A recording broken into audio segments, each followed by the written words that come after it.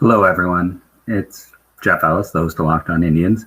I know you're expecting a Pat chat because Pat and I went long in the show yesterday. We're going to push that to Monday because this is the final show before the Major League Baseball draft. I feel like I spent a lot more time on it last year, even though it was a lot less picks. So we're going to talk about the draft. We're going to talk about local players, talk about the state, talk about who you need to target in the early rounds and the like. We're going to save the second half of that Pat chat for Monday, because I mentioned it on the show yesterday. If you didn't listen to yesterday's show, from 6:45 Eastern until it ends, we're going to be doing a live stream over on YouTube and Twitch and all of that stuff through the Locked On app. Myself and Aram from Locked On Prospects. Sean Woodley, who's kind of our supervisor, is going to be the producer. It's going to be a whole big thing. So if you do want information from me about the draft, just watch that. It's an alternative. It's something else you can watch instead of the draft. Should be a lot of fun trying to line up some guests as we speak as well. But if nothing else, it's going to be a chance to hear, my takes during the draft. It's going to be a chance to hear from Aram, and we're going to have a lot of fun. And like I said, it gives you an alternative to the traditional MLB broadcast. If you don't want players like Hunter Dozier being Hall of Famers, that will be the show for you. I do want to show. I was trying to use my fancier webcam, but it was taking up too much bandwidth, I guess. The video quality was too high. So I do have, I'm trying to figure out, maybe I'll adjust the height. I had this old news ticker type of deal, and I have my big board going through in the background. Unfortunately, with low quality, you can't really see the players' names as well, but I thought I'd also share that out. That I was putting that in the background to add a little more to the draft. I don't know. We'll have to see if I can get the webcam running better. If anyone out there is a technophile and wants to send me some information, feel free. So before we dive into the draft, I know this is a draft episode. Hey, the Indians won. They didn't lose 10 in a row. They nearly blew it. Ninth inning. Kylo Santana should be an all-star. He is the best addition any team made in the AL Central this offseason. Just look at his offensive production. He's been fantastic. His contract right now looks like a steal for Kansas City. What an addition for them. 2 home runs tonight. It's not necessarily the story of the game, but definitely stands out. The story of the game is, Roberto Perez giving them the lead when they're down 3-1 in the eighth with a 3-run home run. Then Carlos Santana hits the home run to tie it. And then Franmil Reyes, what a tear that guy has been. You expect someone who missed all that time to maybe come back and have some struggles or some issues? No.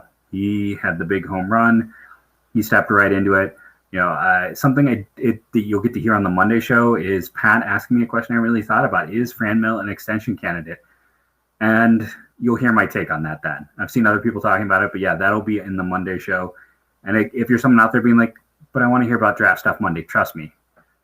I'm going to have a little bit of time at the front to talk draft in that episode. And there will be tons of draft talk next week. I'm not someone who gets into the All-Star game. It's just not necessarily my thing. I'm not going to be too focused on that. I'm going to be all draft. You're going to hear about every single player the Indians selected on this podcast at some point in time. We might even take some time. See, normally this is where I would do like an in-depth review. We haven't really had that opportunity with the 2021 class, or I'm sorry, the 2020 class. This is the 2021 class. The 2020 class. It's only 6 players. We've talked about almost all of them in depth on the show already. We might go back and, after we talk about this class, talk a little bit about some of the other ones. Go back to like 2018, 2019. We're starting to see some players let go from the 2018 class. We should also hopefully start to see some players making larger impacts for the team. But yeah, we'll dive into all that very soon. We'll do a lot of draft talk. I love it. So you're stuck with me as your host. So that's what we're going to talk about. Before we go too deep here, talk about the game. Let's talk about players in the state. So the high school players in the state, it's not the deepest crowd. And honestly, last year there was one high school player drafted, again, very short draft, went to the Reds, I want to say. Blanking Malachi Knight? No, I can't remember his last name right now. Strong plus power, good athlete type who went to the Reds in the 4th round. But yeah, that was the only player. You go back a few other years. State of Ohio in terms of the high school player. Mac Anglin, see, like 2 years ago, should pull him up. Like he was, one of the bigger names. He went to Clemson. And yeah, so he was someone who went to Clemson a few years ago from Marengo High School. And so we'll see if maybe he comes up in another few years. There just has not been as much in the state. The last high drafted player I want to say is Cameron Varga. Him and Zach Shannon were both discussed as potential first round picks that year. Shannon took a very circuitous route, eventually getting drafted by the Rangers. I have not checked in on him recently. Two potential first round picks, and Shannon was higher rated than Varga. Shannon was committed to Ohio State, decommitted to go to a JUCO, I think, hoping to be drafted the next year. It took 4 years bouncing around through JUCOs, putting up some pretty huge numbers for him to get drafted. I have not checked back in. Cameron Varga was 2014 out of Christian Hills, Cincinnati Hills Christian Academy. And by 2016, he was out of baseball. That's a quick turnaround. And it's crazy because in 2015, he was actually mildly effective. He wasn't bad. He just, the ERA was good, but the side stats weren't much. The next year, he only had 3 starts. I'm not sure if he got hurt. I'd have to really dig into it. But age 21, that was end of the line for him. And he's really the last player from Ohio. As a high school kid, he was a high pick. We have had some college players since then. And there will be a college player this year who's a very high pick. And we'll just start with Sam Bachman. On my little board, if it was visible, you would see that he's my 10th rated player in this class. His fastball slider combo, I want to say top of my head, I should pull up my scouting report, is probably the best 1-2 punch in this entire draft class. If you could have any player, you told me which player from this class could help a team the most tomorrow, it's Bachman. It's not Leiter, it's not Rocker, it's Bachman. That fastball is a triple-digit weapon. He really, it moves, it darts. The slider is really hard for players to pick up. Everything about him makes him, I should say everything. Actually, those 2 pitches make him, a player who has a chance to be extremely effective out of the bullpen now with a chance to start. Now, he is smaller. He has had some injury concerns. He missed 2 starts because of an elbow issue. That will definitely scare off some squads. And he does have that risk. But no one matches those pitches. No one has that upside. I don't think anyone else you could drop in the majors and be as effective as Sam Bachman could be for a team. He's probably in that teen range. I think a lot of people agree, the 10 to 15 range. I am higher on him. I don't know if anyone else puts him in the top 10. I can be rather conservative sometimes with drafts, but in this case, I'm not being doing the opposite end. And the reason is my conservativeness is more about trying to get someone who can help your team.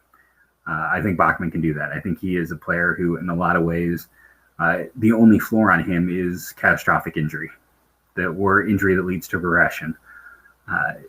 Outside of that, he's going to be at least an effective reliever with what he can do. So there's still a really high floor for him. He's still a rather safe pitcher in that regard. But yeah, we haven't seen, a player from the state of Ohio go in the top 10 in a very long time.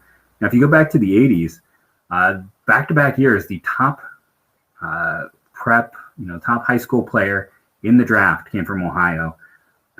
That would be when it was Ken Griffey Jr. and then Kent Merker, who was out of Dublin High School, I want to say. So yeah, there was a time where Ohio had some more higher rated prospects. It's been a bit, but Bachman, top 10, unless you want to count someone like Andrew Benintendi, who was an Ohio kid who went to Arkansas and kind of made it big. He was a top 10 pick. But yeah, again, it's one of those things where when you are a cold weather state, it's harder to get noticed.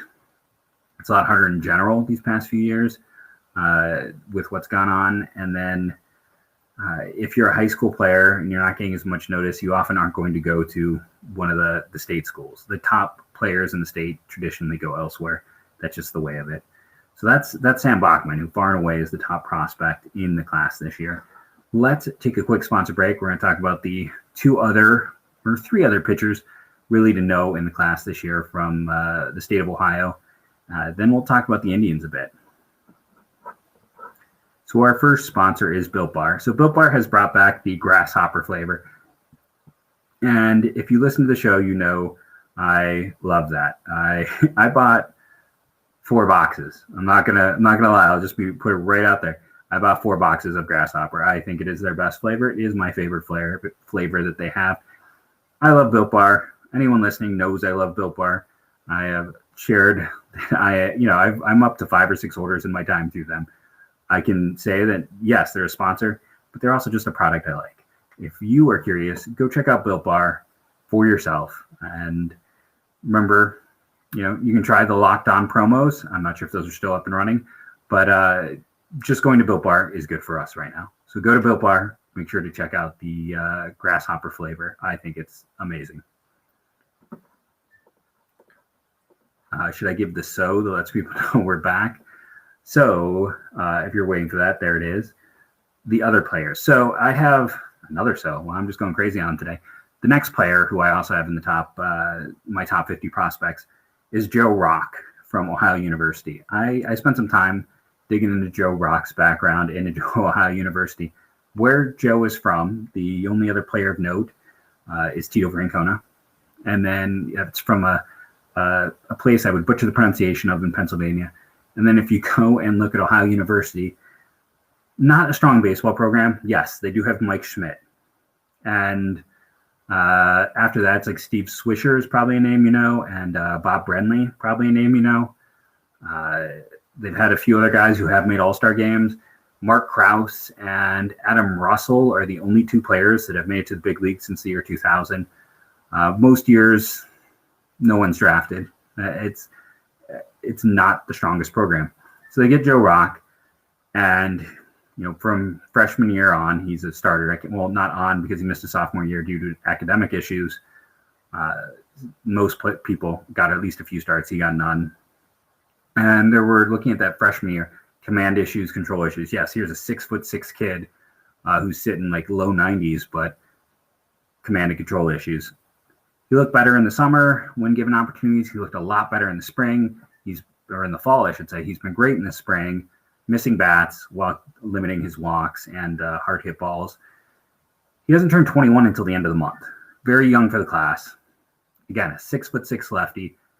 Ohio University, doing the best they can, but that is not a high-level coaching situation. It's just not. Not to insult that institution, but as we talked about, it's not producing a lot of big leaguers. So he is going to get a whole different level of coaching that he has never experienced when he gets into the pro ranks. Young for his class, cold weather college, cold weather high school, still developing, still growing. You put those all together, and he's got every trait you look for a player with growth potential. A team like the Indians would make a lot of sense in round 2 if he's still around. If they're looking to load up on arms, lefty with mid-90s velocity, and one you can really there's a chance for even more. He goes to the right situation, gets some, in-depth coaching, gets some body mechanics work, all that stuff. I think Joe Rock is one of those players that, he may never reach AA. Let's be honest. There's that level of risk, but he could also be the guy in 5 years who how did he not go in the first round? How is he not a first rounder in that class? He's a 6'6" lefty, and he threw hard. He should have just been there because of that. So Joe Rock, he makes it in, did I have him in my late 30s? Top of my head, late 30s, early 40s is where I believe I slotted him in. Like I said, it came down to me, those indicator stats. The best, for all these players, it's silly to say their best is in front of them. Hopefully for all of them it is. For some it isn't. Let's be honest. For some it isn't. But hopefully for all of them it is. But for Joe Rock in particular, when you're looking at what model-based teams look for, in terms of okay, so this shows more growth potential. He has it all. And again, that is why the Indians haven't drafted a lot of players from Ohio. One of the last draft eligible players of note from Ohio University, Rudy Roth, was drafted in 2019, the catcher. I got to see him when he was playing at Kent the year before. He was a really good producer. I haven't seen what he has done. He's one of those players, unfortunately, could have been on the cusp of not keeping a job with the kind of minor league teams because he's a senior sign. But you go back to Mitch Lewango, was a guy who probably had the last big amount of hype at OU and they had kind of a down final year there, and that's why he fell to day 3. So, and he was, I mean, I feel like that's kind of the last local kid they drafted from the state. I know I'm probably blanking on someone right now, but they have scouted that area before. So Joe Rock, back of your head, probably the next prospect is Seth Lonsway. And Seth Lonsway is intriguing for the Indians in a way. The issue with him is he would have been a draft eligible sophomore, and there was an issue transcript, so he wasn't eligible to pitch as a freshman. He pitched okay as a sophomore. People were hoping to see more, and then we had the COVID situation. I mean, he's senior aged. He is a player who, has had multiple chances to be drafted and hasn't. He has been really inconsistent in college. He has, when everything's working and cutting for him, there are days where I'm trying to pull up the game, trying to remember. He had like a 17 strikeout game, I want to say, on him earlier this year, where he only walked one. And then you have the days where he just can't seem to find the zone, and control is a big issue. Let's see, he had 17 against Indiana earlier this year. And he was the biggest prospect that program has gotten in a long time. When he was a high school player, he was a top 100 prospect everywhere across the state. I thought he'd get drafted, honestly. Xavier Moore is the other kid who ended up getting drafted and signing with the Rangers. But Lonsway, Dylan Dingler, who we talked about last year, who went top of the second round of the Tigers and is doing fantastic. Ruby, the outfielder, they had just for them the greatest class I can recall. And Lonsway was the star of that class. He just hasn't been consistent. Fastball's above average to plus, sliders above average to plus. Curveball is one of the better ones in the entire class. We're undersized, older. Maybe you transition to the pen, but at the other side of things, he is a lefty, and he's not that undersized for a left-hander.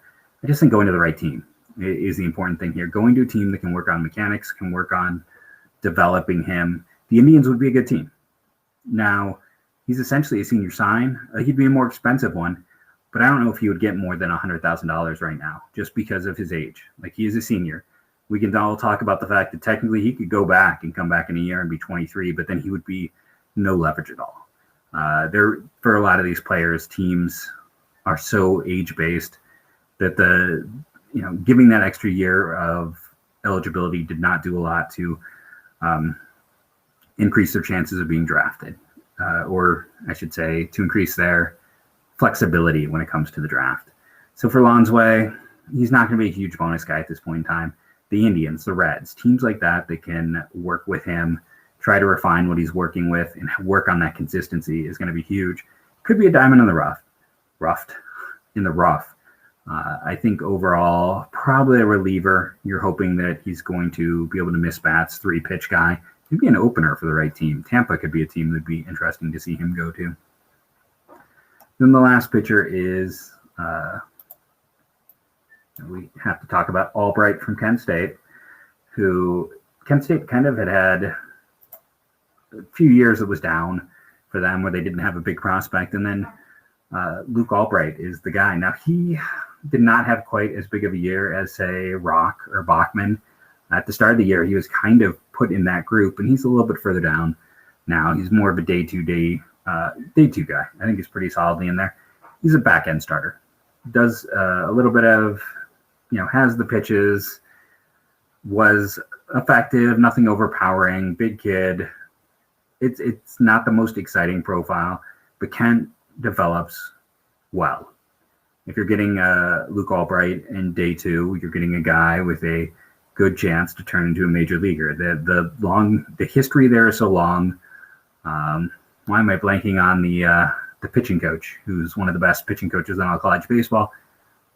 Greatest player in University of Akron history until Chris Bassett made it, and then JT Brubaker. Man, now I got to look it up. There's someone out there screaming at their screen. He's had chances to go elsewhere. He like Mike Burback. He just likes, he's got a gig that he loves. So he's had no interest in going elsewhere, even when opportunities have presented themselves.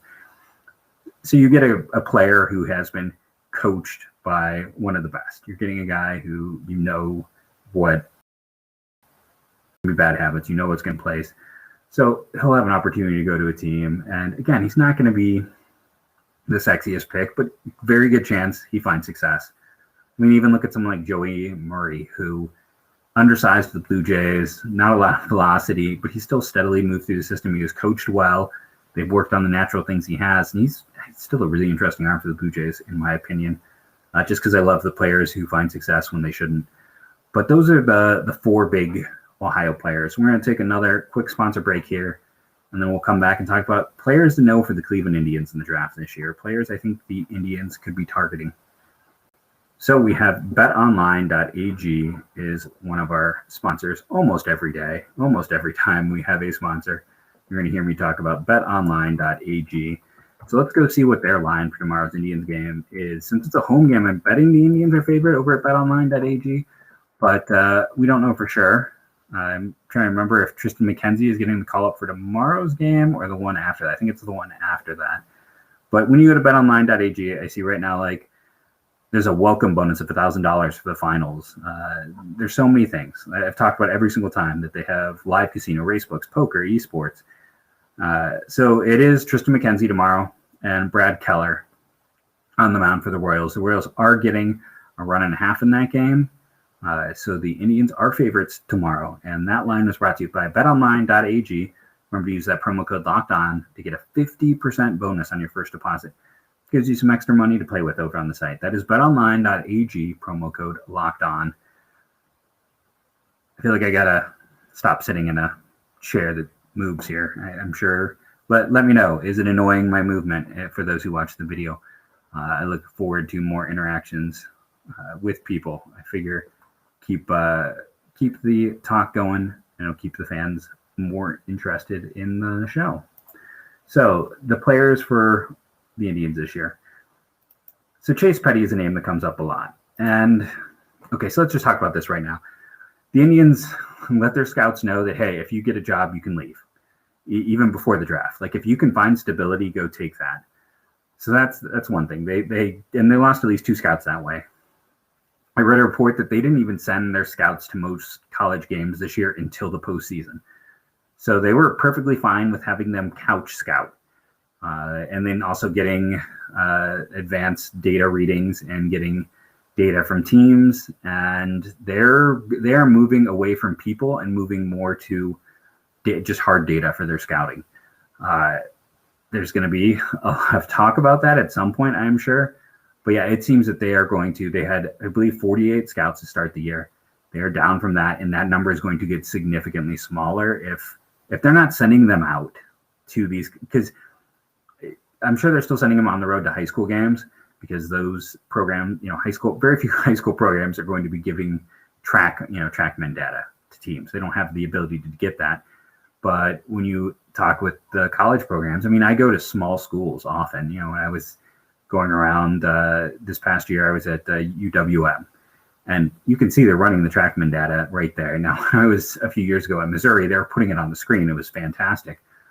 They were doing a lot there. I was back when like Tanner Houck and Trey Harris and Bryce Montes de Oca and Cameron Meisner were there. And teams have just been getting more and more data in general.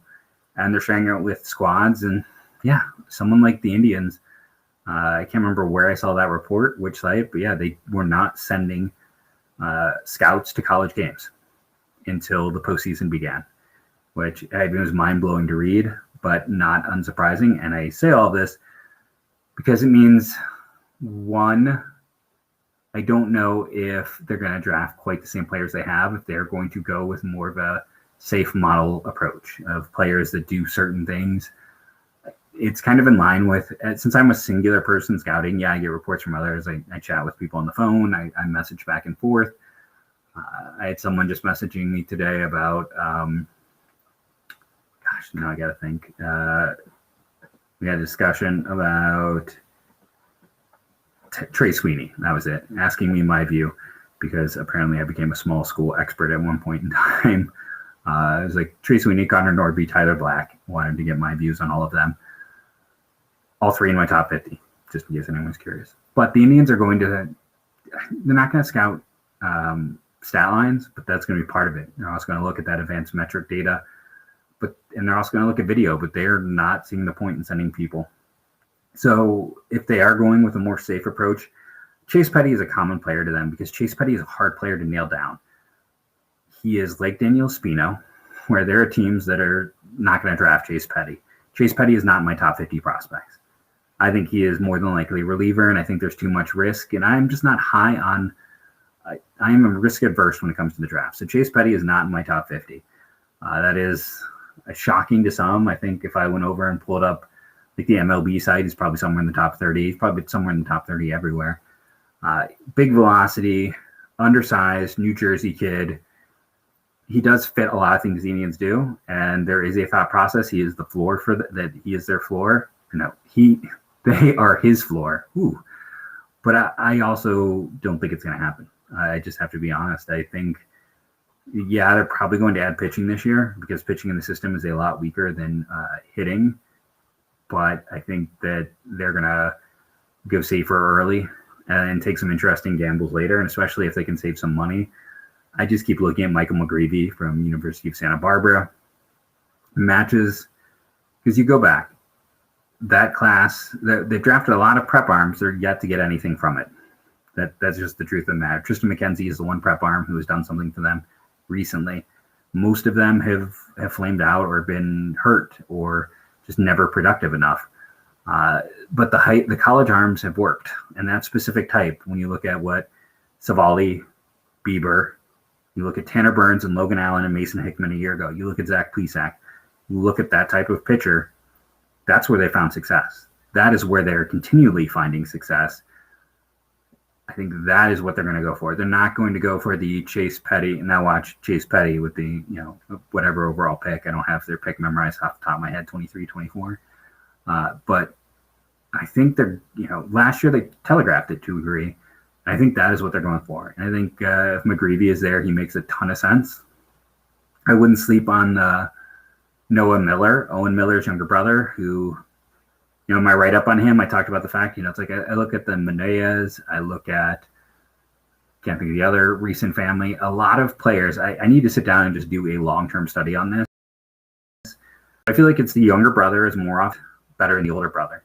I don't know if it's because the older brother paves the way and has a lot of information and he's able to, kind of give his brother information at a younger age and get started. But Noah's even a little bit of a better athlete than Owen. And Owen went to one of the Illinois, not the Big Ten program, but a directional Illinois, I want to say.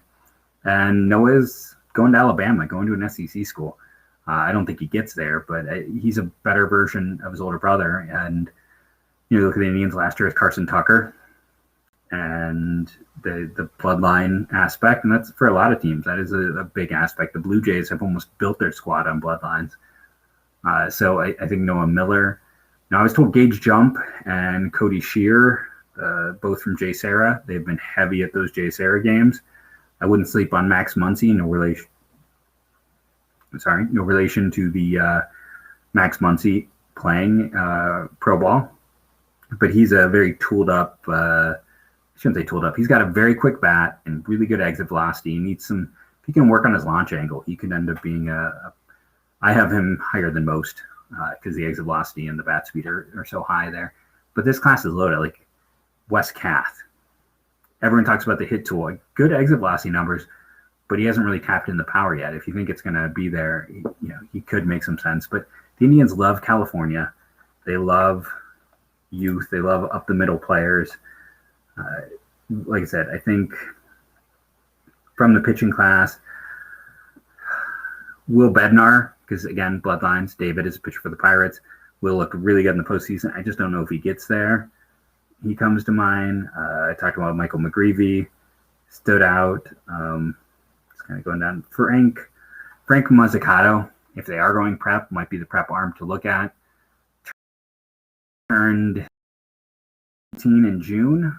Had like 4 or 5 no-hitters in a row. Older brother is a pitcher in very small, like Central Connecticut something. Older brother had a 0.0 ERA as a senior. And so my digging, and their parents own a very famous bakery in Hartford with that name. So some good baked goods if you draft him. But he is young for the class, cold weather arm, has some advanced pitching, good athlete. he was one of those players that stood out. There's just so many shortstops. I'd be curious to see if they would consider Spencer Schwallenbach. Now, they drafted him out of high school. It was one of those, we're going to just talk to him, we can't sign him deals. When he was coming out of, I believe, a Michigan high school before I went to Nebraska. He didn't pitch until this year, and he was only a reliever. Only 30 innings pitched.